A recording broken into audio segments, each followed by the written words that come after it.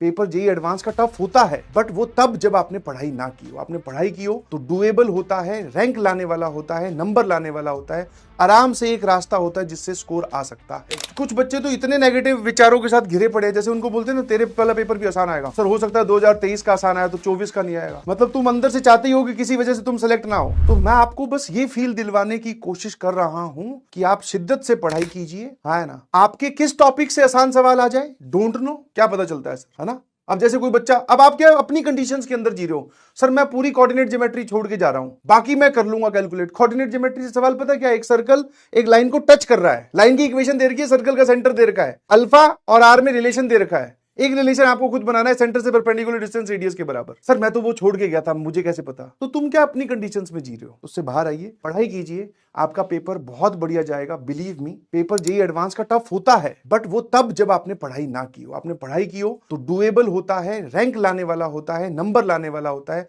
आराम से एक रास्ता होता है जिससे स्कोर आ सकता है। अपनी कंडीशन छोड़िए प्लीज, इससे बाहर आइए। कल बहुत सारे लोगों को, बहुत सारे बच्चों को मैंने रिलैक्स होते हुए, जो पेन वो झेल के आए ना, जो जिस पेन में तुम हो अभी, सर गर्मी है इतनी बाहर, होमवर्क आप इतना इतना दे देते हो, इतने नोट्स, इतनी रिवीजन, रोज हर संडे टेस्ट, है ना, कैसे करेंगे सर। तो वो उन्होंने भी झेला है। वो झेलने के बाद में अब जो उनके चेहरे पे सेटिस्फेक्शन दिख रही है, उसकी अलग एक बात है। तो बी रेडी फॉर दैट। मैं आपको फिर बोल रहा हूं भाई, देखो अब कुछ बच्चे तो इतने नेगेटिव विचारों के साथ घिरे पड़े हैं, जैसे उनको बोलते हैं ना तेरे वाला पेपर भी आसान आएगा सर, हो सकता है 2023 का आसान आया तो 24 का नहीं आएगा। मतलब तुम अंदर से चाहते ही हो कि किसी वजह से तुम सेलेक्ट ना हो। पॉजिटिव थिंकिंग किसको बोलते हैं, कि पेपर डुएबल आ रहा है, ये एक पॉजिटिव थिंकिंग है। और मैं ज्यादा ज्ञान नहीं दे रहा हूं, इसलिए आज इसलिए बोल रहा हूं क्योंकि अगर आप ये जर्नी पूरी जी गए और जेईई एडवांस के पेपर तक सही सलामत खड़े होकर पेपर दे आए, जीत गए। क्योंकि ये करना अपने आप में सबसे बड़ा टास्क है। अब जो कोऑर्डिनेट ज्योमेट्री का क्वेश्चन आया, लेट्स से अब तो पेपर हो गया, उसके बाद में तो हम ज्ञान देने वाली बहुत सारी बातें कर सकते हैं ना। कोई बच्चा अगर स्ट्रॉन्ग माइंडसेट के साथ गया होगा, उसने क्लास नोट्स ढंग से रिवाइज किए होंगे, उसने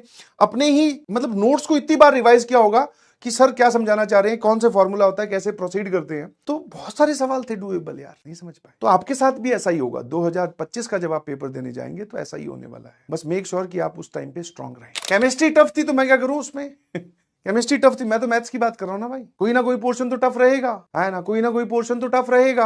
आप अगर अभी से सोच के चल रहे हैं, मैंने आपको पहले भी एग्जांपल दिया था, आप अपने दिमाग में एक पैटर्न लेके चल रहे हैं, तो वो मेंस में कहीं ना कहीं तक सच साबित हो सकता है। एडवांस वाले तो सरप्राइज करते हैं भैया हमेशा, ठीक है। इस बार जो मैट्रिक्स मैच वाला सेक्शन है, उसमें 4 सवाल आए थे मैट्रिक्स मैच के, चारों का जवाब सी था। अब मान लो इतनी प्रेशराइज सिचुएशन में सच में पढ़ने वाला बच्चा कोई ऑप्शन सी सी सी निकाले, वो डर जाए, अरे यार सारों का ही सी आ रहा है, क्या बात है। कोई बात नहीं, आपको अपने आप पे भरोसा रखना है। तो एडवांस वाले आपको हर तरीके से चेक करेंगे, कौन सा पार्ट आपके सामने डिफिकल्ट लाके रख देंगे आपको थोड़ी पता है। आपको तो तंदुरुस्त और दुरुस्त होके जाना है कि पूछो जो पूछना है। मान लो किसी की केमिस्ट्री स्ट्रांग रही हो 2 साल, और इस बार केमिस्ट्री में भैया डिफिकल्ट आई है, बच्चे मतलब कंपेरेटिवली डिफिकल्ट आई है, पिछले सालों के मुकाबले केमिस्ट्री इज बिट डिफिकल्ट, तो आपका मैथ्स आसान आ गया इस बार कंपेरेटिवली। तो मैथ्स फोड़ना था, टोटल नंबर लाके दिखाने ना आपको, उस बात पे फोकस करोगे तो जीत जाओगे।